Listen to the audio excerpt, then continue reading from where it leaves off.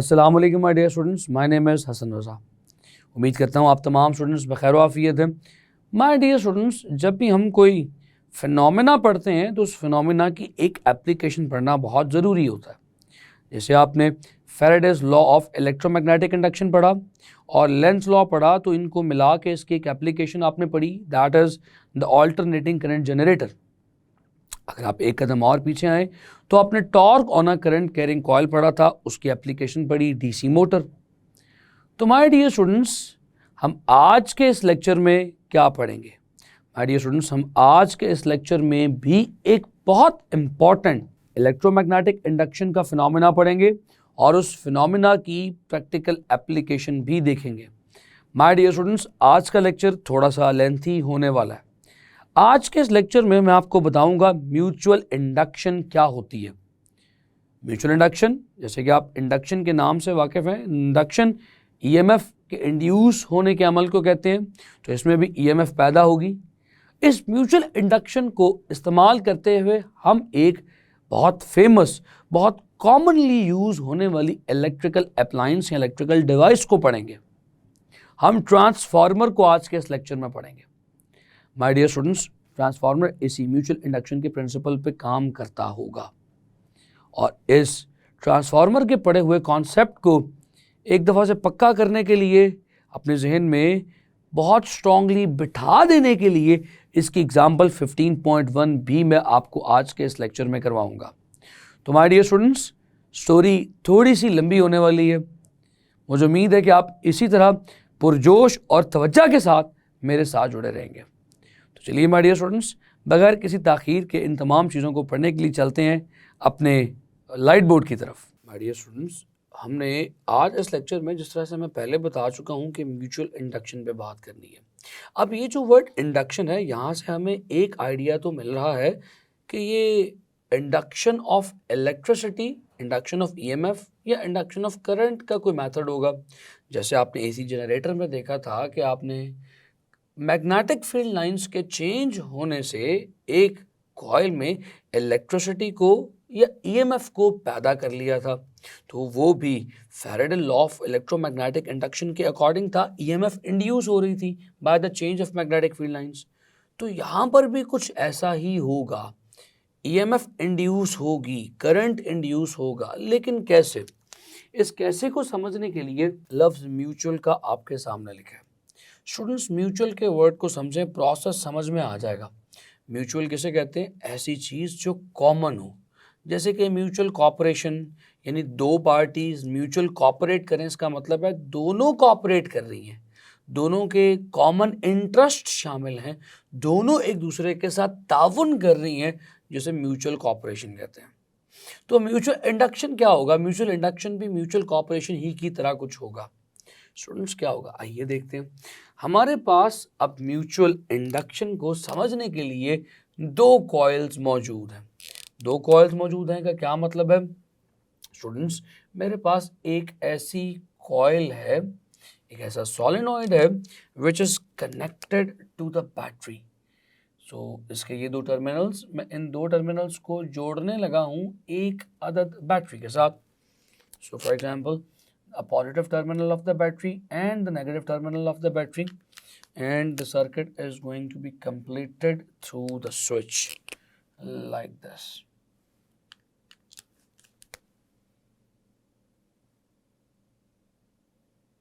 Like this. My dear students, ये एक coil है, तो म्यूचुअल इंडक्शन का प्रोसेस है, तो एक नहीं, हमारे पास एक कॉइल और मौजूद होना चाहिए। तो चलिए इसके सामने, इसके साथ ही क्लोज टू दिस कॉइल, इसी के नेबरिंग विसिनिटी के अंदर एक और कॉइल ड्रॉ करते हैं। स्टूडेंट्स, क्योंकि अब हमें ईएमएफ को इंड्यूस भी करना है, तो हमें इस बात का ख्याल रखना है कि जब ईएमएफ इंड्यूस करें तो उस सर्किट में, उस कॉइल में और कोई सोर्स ऑफ इलेक्ट्रिसिटी मौजूद ना हो। तो हमने क्या किया, इस कॉइल को बैटरी के साथ कनेक्ट करेंगे? नो, क्योंकि हम इस कॉइल में ईएमएफ या इलेक्ट्रिसिटी को प्रोड्यूस करना चाह रहे हैं, तो हम इस बार इस कॉइल के साथ कोई सोर्स ऑफ इलेक्ट्रिसिटी कनेक्ट नहीं करेंगे। हमने इस बार सिर्फ इसके साथ एक गैल्वानोमीटर कनेक्ट किया इन ऑर्डर टू डिटेक्ट क्या वाकई ईएमएफ प्रोड्यूस हो भी रही है या नहीं। तो माय डियर स्टूडेंट्स, मेरे पास ये एक कॉयल आ गया। इस वक्त इन दोनों कॉइल्स में से इम्पॉर्टेंट कॉइल है ये वाला कॉइल, जिसके साथ ऑलरेडी बैटरी कनेक्टेड है, because this coil will be the cause, will be the reason to induce an EMF in the neighbouring coil. तो माय डियर स्टूडेंट्स, इसी बिना पर हम इस कॉइल को कह देंगे this is the primary coil. तो dear students, now you know what is meant by the primary coil. Primary coil mutual induction के फिनोमेना में, अभी म्यूचुअल इंडक्शन क्या है मैंने बताया नहीं है, इस फिनोमेना में ऐसा कॉइल जो सोर्स ऑफ इलेक्ट्रिसिटी यानी बैटरी के साथ कनेक्टेड हो वो प्राइमरी कॉइल कहलाता है। और वो बेचारा कॉइल, से बेचारा क्यों कह रहा हूँ, बिकॉज उसके साथ कोई सोर्स ऑफ इलेक्ट्रिसिटी कनेक्टेड नहीं है, तो वो बेचारा कॉइल जिसके साथ कोई सोर्स ऑफ इलेक्ट्रिसिटी कनेक्टेड ना हो वो सेकेंडरी कॉइल कहलाता है। My dear students, this is going to be the secondary coil. तो आपको पता होना चाहिए कि प्राइमरी कॉइल और सेकेंडरी कॉइल से क्या मुराद है। The primary coil is a coil which is connected with a source of electricity in the process of mutual induction is called as the primary coil, whereas the coil which is not connected to any source of electricity and only connected to the galvanometer is called as the secondary coil. My dear students, अब चलिए process को समझते हैं कि होने क्या वाला है।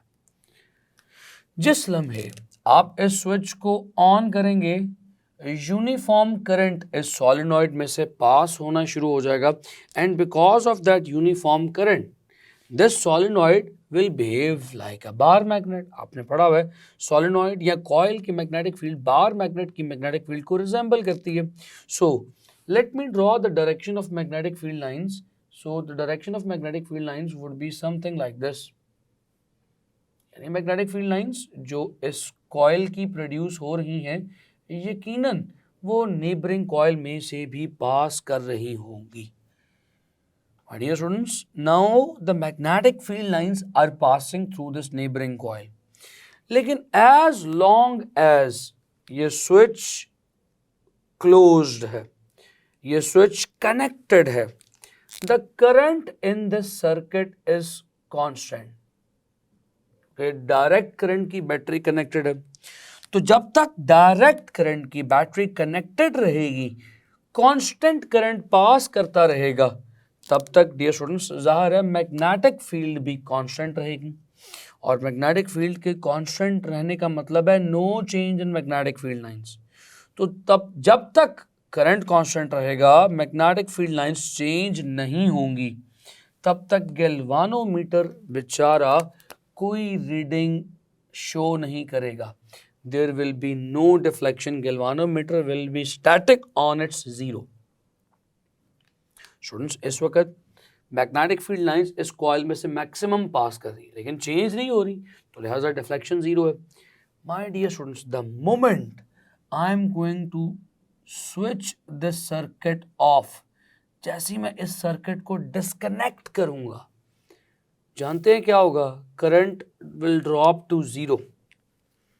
करंट जीरो हो जाएगा। करंट के जीरो होने से इस कॉइल की मैग्नेटिक फील्ड भी जीरो हो जाएगी।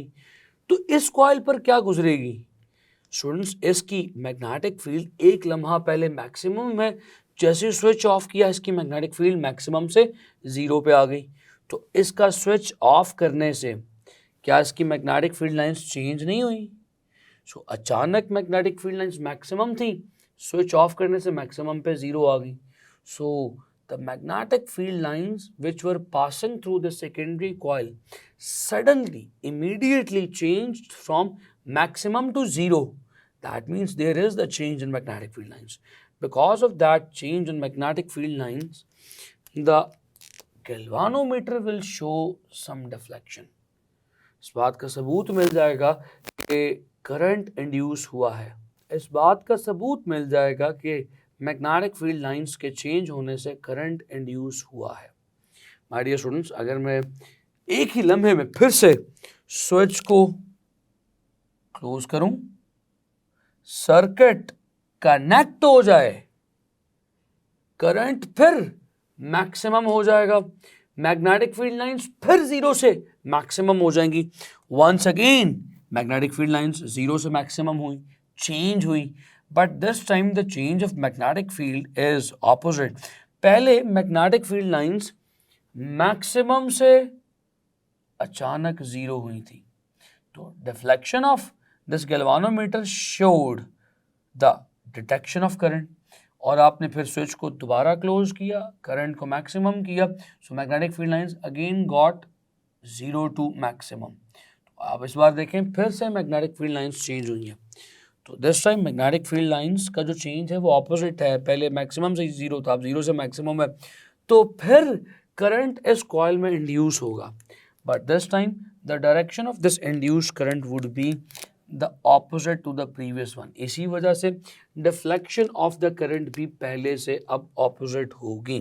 तो माय डियर स्टूडेंट्स, क्या आपने देखा कि कैसे आप एक कॉइल में करंट को बार बार चेंज करने से, करंट को बार बार ऑल्टर करने से दूसरे कॉइल में करंट को इंड्यूस कर रहे हो by the change of magnetic field lines. तो this phenomena is called as mutual induction. तो अब सारी कहानी को एक लम्हे में समराइज करता हूं, by changing the current in the primary coil, the magnetic field lines passing through the secondary coils are changing. So because of the magnetic field lines passing through this coil are changing, the current is induced in this coil. So this phenomena is called as the mutual induction. तो चलिए dear students, इस phenomena को क्यों ना define कर दिया जाए, इसकी डेफिनेशन को, स्टेटमेंट को लिख दिया जाए। तो चलिए लिखते हैं, the phenomenon of production of induced EMF in the one coil due to the change of current in the neighboring coil is called mutual induction. My dear students, ये रही हमारी म्यूचुअल इंडक्शन की स्टेटमेंट।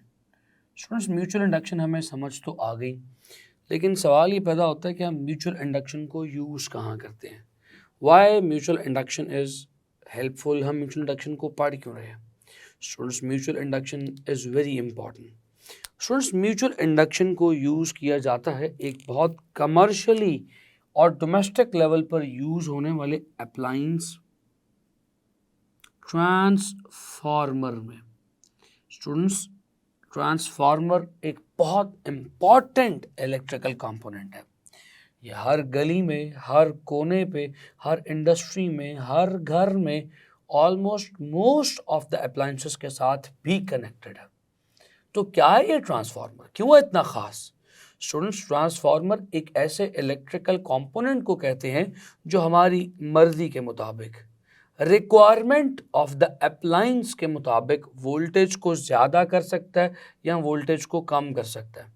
स्टूडेंट्स, बाज़ औक़ात हमें घर में कुछ अप्लायंसेस इस्तेमाल करने के लिए बहुत कम वोल्टेज रिक्वायर्ड होते हैं, और बाज़ औक़ात कुछ हैवी ड्यूटी अप्लायंसेस इस्तेमाल करने के लिए हमें ज़्यादा वोल्टेज रिक्वायर्ड होते हैं।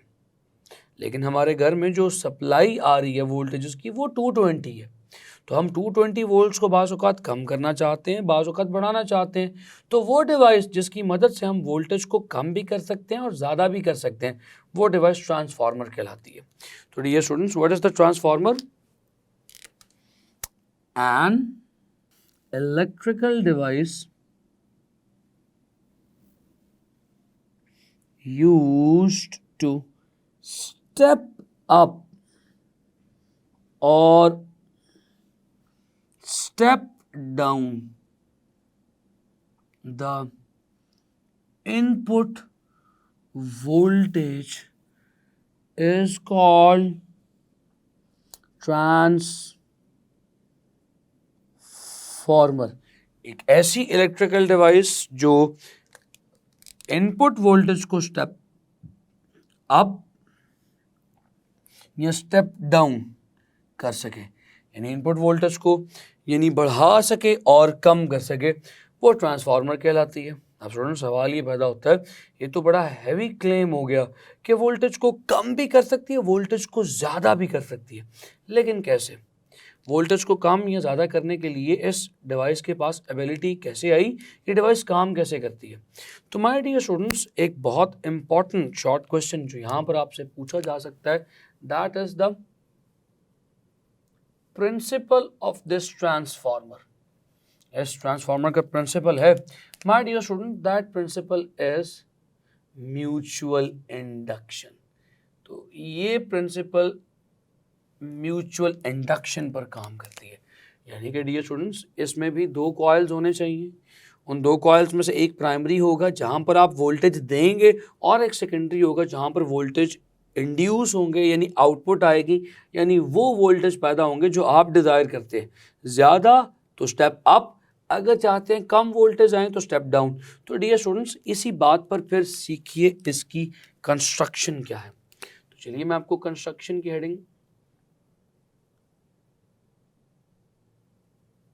लिख कर दिखाता हूं और उसमें बताता हूं कि क्या क्या चीज़ें इसमें मौजूद होती हैं। डियर स्टूडेंट्स, मेरे पास इस ट्रांसफार्मर के अंदर एक आयरन की कोर है। डियर स्टूडेंट्स, आयरन की core is the platform on which I will wound my coils. ये वो प्लेटफॉर्म है जहां पर मैं अपने कॉइल्स को वाउंड करूंगा, जहां पर मैं अपने कॉइल्स को वाइंड करूंगा। फॉर एग्जाम्पल, यहां पर मैंने एक कॉइल रैप किया, सो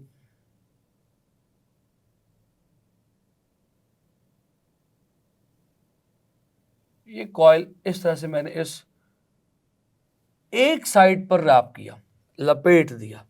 तो my dear students, this side if I will apply voltage, अगर मैं यहां पर वोल्टेज दूंगा तो ये कॉइल बन जाएगा प्राइमरी कॉइल। तो क्योंकि मैंने अब यहाँ पर वोल्टेज की एप्लीकेशन कर दी है, वोल्टेज अप्लाई कर दी है, so this is going to be the primary coil. तो याद कीजिए, मैंने अभी थोड़ी देर पहले प्राइमरी कॉइल की डेफिनेशन बताई है। वो कॉइल जहाँ पर इलेक्ट्रिसिटी सोर्स कनेक्टेड है वो प्राइमरी कॉइल है। माय डियर स्टूडेंट्स, बिल्कुल इसी तरह से यहाँ पर भी एक और कॉइल है जहाँ पर ईएमएफ इंड्यूस होनी है। तो this coil is the coil where the EMF is going to be induced। इसके साथ कोई सोर्स ऑफ इलेक्ट्रिसिटी कनेक्टेड नहीं है, तो my dear students, that is why this is going to be called as the secondary coil. अब ये जो बीच में आयरन की कोर है, this iron core is laminated such that conduction through core नहीं हो रही, यानी these two coils are electrically insulated। My dear students, ऐसा नहीं है कि करंट इस कोर के थ्रू दूसरे कॉइल में जा रहा है, ये दोनों कॉइल्स इलेक्ट्रिकली इंसुलेटेड है। There is no conduction of electricity, conduction कोई नहीं हो रही from primary to secondary coil. अगर कोई ईएमएफ, अगर कोई करंट सेकेंडरी कॉइल में पहुंचेगा तो वो कंडक्शन नहीं बल्कि म्यूचुअल इंडक्शन, यानी चेंज ऑफ मैग्नेटिक फील्ड से सामने वाले कॉइल में इंड्यूस होकर पहुंचेगा, कंडक्ट होकर ट्रेवल करके नहीं पहुंचेगा। तो my dear students, let's move on, चलिए आगे बढ़ते हैं। कंस्ट्रक्शन तो हमने समझ ली, हमारे पास यहाँ पर भी एक प्राइमरी कॉइल होगा और एक सेकेंडरी कॉइल होगा। स्टूडेंट्स, जो वोल्टेजेस आप इस प्राइमरी कॉइल पर अप्लाई करेंगे वो आपके प्राइमरी कॉइल के वोल्टेजेस या वीपी कहलाएंगे, और जो वोल्टेजेस आप इस सेकेंडरी कॉइल पर ऑब्टेन करेंगे वो वीएस या वोल्टेज ऑफ सेकेंडरी कॉइल कहलाएंगे। स्टूडेंट्स, जो वायर आपने प्राइमरी कॉइल पर वाउंड की है उसकी नंबर ऑफ टर्न्स हम number of turns of primary NP कहते हैं। इसी तरह से आउटपुट ऑब्टेन करने के लिए जो आपने कॉइल वाउंड की है उसकी नंबर ऑफ टर्न्स को हम NS, number of turns of secondary कहेंगे। तो माय डियर स्टूडेंट्स, याद कीजिए मेरे प्रीवियस लेक्चर्स जहाँ पे मैं आपको ये बात बता चुका हूँ कि इंड्यूस्ड ईएमएफ और induced current number of turns के डायरेक्टली प्रोपोर्शनल है। तो मैं ये बात आपसे बहुत क्लियरली कह सकता हूँ, ये बात लिख सकता हूँ कि जो वोल्टेज सेकेंडरी पे इंड्यूस होगा that is directly proportional to the number of turns of secondary. ये एक मैथमेटिकल रिलेशन मैंने आपके सामने लिखा, यानी अगर number of turns of secondary ज़्यादा हुए, ज़्यादा बल दिए हुए, तो ज़ाहिर है ज़्यादा ईएमएफ इस सेकेंडरी कॉइल पर इंड्यूस होगी। मैं Faraday's law of electromagnetic induction के लेक्चर में ये बात क्लियर कर चुका हूँ। डियर स्टूडेंट्स, अगर मैं इस पहले मैथमेटिकल रिलेशन को एक इक्वेशन में कन्वर्ट करूं तो what I will get, dear students, I will get Vs is equals to K, आप जानते हैं कांस्टेंट आता है, into Ns। So I have got an equation here. इस इक्वेशन को इक्वेशन नंबर 1 कहता हूँ, वो पहले रिलेशन 1 था, अब ये इक्वेशन नंबर 1 है। माय डियर स्टूडेंट्स, बिल्कुल इसी तरह से मैं प्राइमरी के लिए भी एक रिलेशन डराइव कर सकता हूँ। मैं ये कह सकता हूँ कि जो प्राइमरी पर आने वाले वोल्टेजेस हैं, these voltages are also going to be directly proportional to the number of turns of primary. इस प्रोपोर्शनलिटी को अगर इक्वालिटी में कन्वर्ट करूँ इन अ वेरी सिमिलर वे, मैं लिख सकता हूँ Vp is equals to K of Np। My dear students, now this is going to be the second equation. चलिए इसे भी एक बॉक्स में बंद कर लेते हैं, इसे भी एक बॉक्स में बंद कर लेते हैं। This is the second equation for primary, this is the first equation for secondary। my dear students, जल्दी से पहली इक्वेशन को दूसरी इक्वेशन पे डिवाइड कीजिए। Dividing equation 1 on 2, what I will get something like this, Vs over Vp। आप जानते हैं लेफ्ट हैंड साइड को लेफ्ट हैंड साइड पे डिवाइड किया जाता है, राइट हैंड साइड को राइट हैंड साइड पे डिवाइड किया जाता है, Kns ओवर Knp। तो ये K से कैंसिल हो जाएगा। We will get Vs over Vp is equals to Ns over Np। Dear students, ये S और P, यहाँ पर S और P सबस्क्रिप्ट में लिखे हुए हैं। इसी तरह से ये इक्वेशन को यूं भी लिखा जा सकता है, Ns over Np is equals to Vs over Vp। My dear students, this equation is very important. This equation is called as the turn ratio of the transformer। इसे turn ratio भी कहते हैं, इसे transformation ratio भी कहते हैं। My dear students, ये ratio decide करती है कि हमारा ट्रांसफार्मर स्टेप अप ट्रांसफार्मर होगा या स्टेप डाउन ट्रांसफार्मर होगा। माय डियर स्टूडेंट्स, अगर सोचिए number of turns of secondary number of turns of primary से ज्यादा हो जाएं तो क्या होगा? My dear students, what will happen in this case if the number of turns of secondary are greater than the number of turns of primary? तो my dear students, इस बात को ध्यान में रखिए, सेकेंडरी के नंबर ऑफ टर्न्स अगर primary से ज्यादा है तो माय डियर स्टूडेंट्स जाहिर है फिर इस सेकेंडरी पे इंड्यूस होने वाले वोल्टेज भी प्राइमरी से ज़्यादा होंगे, क्योंकि हम ये बात कह चुके हैं कि सेकेंडरी के number of turns directly proportional हैं सेकेंडरी के वोल्टेजेस के। क्योंकि सेकेंडरी के नंबर ऑफ टर्न्स अब प्राइमरी से ज़्यादा हैं तो इसका मतलब है यहाँ पर वोल्टेजेस भी ज़्यादा इंड्यूस होंगे। तो my dear students, this is the case for step up transformer. इस ट्रांसफार्मर की खासियत ये होगी कि आप इसमें वोल्टेजेस को बढ़ा सकेंगे। तो याद रख लीजिए, वोल्टेज बढ़ाने का आसान तरीका ये है कि जो आप ट्रांसफार्मर यूज़ कर रहे हैं उसमें सेकेंडरी के नंबर ऑफ टर्न्स प्राइमरी से ज़्यादा रख लें। इसी तरह से डियर स्टूडेंट्स, अगर इसका ऑपोजिट देखिए, अगर सेकेंडरी के नंबर ऑफ टर्न्स प्राइमरी से कम हुए तो जाहिर है सेकेंडरी पे आने वाले इंड्यूस होने वाले वोल्टेजेस भी प्राइमरी से कम हो जाएंगे, यानी अब आप वोल्टेजेस को रिड्यूस कर चुके हैं। तो this transformer is called as the step down transformer. तो dear students, step up transformer क्या होता है? Step up transformer is a transformer which can increase the input voltage. कैसे? By increasing the number of turns in secondary. Step down transformer is a transformer which can decrease the input voltage by decreasing the number of turns of secondary. मैं आपके साथ, तो my dear students, मैं अब आपके सामने in step up transformer और step down transformer की कंडीशंस भी शेयर कर चुका हूं. ये कंडीशन स्टेप अप ट्रांसफार्मर की है, ये स्टेप डाउन ट्रांसफार्मर की है. माय डियर स्टूडेंट्स, यहाँ पर एक बात जो बहुत टेक्निकल है, बहुत क्रिटिकल है, क्लियर करनी बहुत ज़्यादा ज़रूरी है. स्टूडेंट्स, अगर तो वोल्टेज को बढ़ाना इतना ही आसान है तो फिर आप छोटे 1 वोल्ट के जनरेटर से 50,000 1 लाख वोल्ट अचीव करके, स्टेप अप करके, जितने मर्जी स्टेप अप कर सकते हैं आप, तो जितने मर्जी स्टेप अप करके आप सिर्फ 1 वोल्ट की सप्लाई पूरे घर को क्यों नहीं दे सकते? आपके पास 1 वोल्ट की सप्लाई थी, आपने 50,000 वोल्ट्स में उसे स्टेप अप कर दिया. 50,000 वोल्ट्स हैं तो दैट्स इट, बस ठीक है. उस 50,000 वोल्ट से पूरा घर, पूरा मोहल्ला क्यों नहीं एनर्जाइज कर सकते? स्टूडेंट्स, अगर ये बात दुरुस्त हो कि वोल्टेज बढ़ा दिए जाएं 50,000 और पूरा मोहल्ला, पूरा घर एनर्जाइज कर दिया जाए, तो ये law of conservation of energy के अगेंस्ट हो जाएगा कि आप इनपुट में दे रहे हैं सिर्फ 1 वोल्ट्स ऑफ एनर्जी और आउटपुट में जा रही है 50,000 वोल्ट्स ऑफ एनर्जी. तो ये बात तो law of conservation of energy के खिलाफ लगती है. इसीलिए स्टूडेंट्स याद रखिएगा, बहुत इंपॉर्टेंट बात, in the case of ideal transformers, remember my words,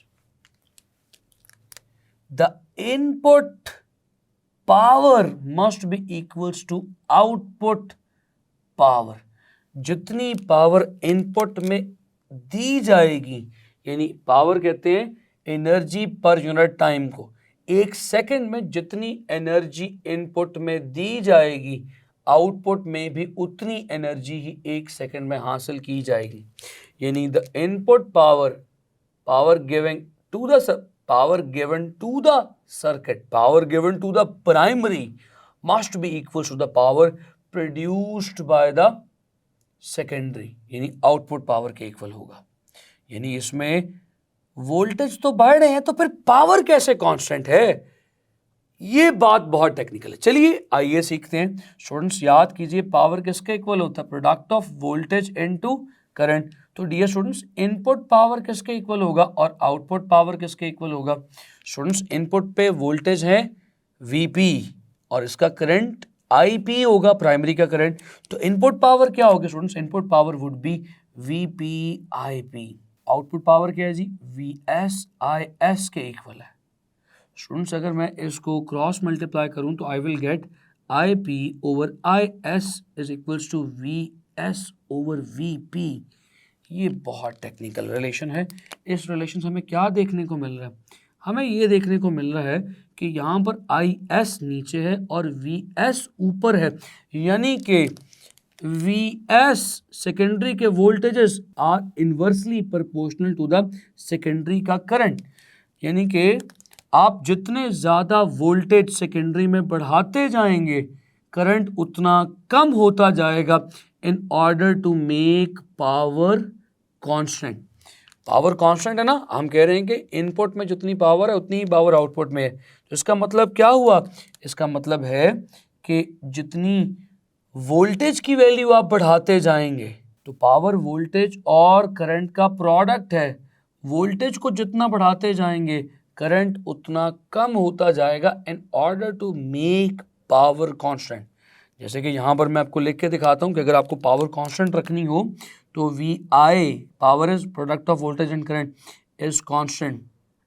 अगर आप इसको कांस्टेंट रखना चाहते हैं तो V इज इक्वल टू क्या हो जाएगा? That constant divided by I. तो voltage is inversely proportional to the current in the case of induction. यहाँ पर आप वोल्टेज को तो बढ़ा देंगे लेकिन करंट उतना रिड्यूस कर जाएगा, करंट कम हो जाएगा. तो माय डियर स्टूडेंट्स, याद रखिएगा, step up transformer will increase the value of voltage but at the same time it will decrease the value of current in order to make power constant. इसी तरह step down transformer voltage को तो कम कर देगा, लेकिन step down transformer की output में जो आने वाला करंट होगा वो सक्सेसिवली लार्जर होगा। यहाँ पे ओहम्स लॉ को मिक्स नहीं करना डियर स्टूडेंट्स। मुझे यकीन है कि आपके जहन में ओहम्स लॉ आ रहा होगा कि वोल्टेज और करंट डायरेक्टली प्रोपोर्शनल है। स्टूडेंट्स, ओहम्स लॉ सिर्फ करेक्ट है कंडक्शन के केस में। जब एक वायर में से करंट के फ्लो को ऑब्जर्व करना हो तो हम कहते हैं कि जितना करंट इस वायर में से पास कर रहा है वो इस वायर पर अप्लाइड पोटेंशियल डिफरेंस के डायरेक्टली प्रोपोर्शनल है। यहाँ पर कोई कंडक्शन नहीं हो रही, ट्रांसफार्मर में कोई कंडक्शन नहीं हो रही। इंडक्शन के केस में आप वोल्टेज को जितना बढ़ाते चले जाएंगे करंट उतना रिड्यूस होता चला जाएगा। यही बात हमने कहा कि स्टेप अप ट्रांसफार्मर के केस में दुरुस्त है। तो डियर स्टूडेंट्स, यही बात लिख देते हैं और लिखते हैं छोटे छोटे से पॉइंट्स बना के स्टेप अप ट्रांसफार्मर के हवाले से। स्टूडेंट्स, स्टेप अप ट्रांसफार्मर के हवाले से जो पहली चीज़ आपको अपने माइंड में रखनी है that is it can increase voltage. चलिए स्टूडेंट्स, लिखते हैं कि इस केस में सेकेंडरी के वोल्टेज इंक्रीज करेंगे तो Vs is greater than Vp, क्योंकि ये प्राइमरी से ज़्यादा वोल्टेज आउटपुट में देगा। लेकिन एट द सेम टाइम मैं आपको बता चुका हूँ कि वोल्टेज तो बढ़ जाएंगे मगर at the cost of current reduce हो जाएगा। सो याद रखिएगा, इसके इसमें जो सेकेंडरी का करंट है वो प्राइमरी से कम होगा। तो माय डियर स्टूडेंट्स, ये बहुत इंपॉर्टेंट पॉइंट्स हैं, MCQs मल्टीपल चॉइस क्वेश्चन में पूछे जा सकते हैं। The voltage of secondary is greater than the voltage of primary, whereas in the case of step-up transformer, the secondary's current is less than the current of primary, because voltage तो बढ़ गए हैं तो पावर को constant रखने के लिए current reduce होगा। माय डियर स्टूडेंट्स, इसी बात को थर्ड पॉइंट में एक्सप्लेन कर देता हूँ। But power remains constant, power will remain constant. जितनी पावर इनपुट में दी जाएगी उतनी ही पावर आउटपुट में मौसूल होगी। पावर लेवल में कोई चेंज नहीं आएगा। स्टेप अप वोल्टेज तो बढ़ा देगा मगर करंट कम कर देगा ताकि पावर लेवल कांस्टेंट रह सके। माय डियर स्टूडेंट्स, इसी तरह से स्टेप डाउन के एतबार से भी चलिए फिर लिख लेते हैं। What will happen in the case of step down transformer?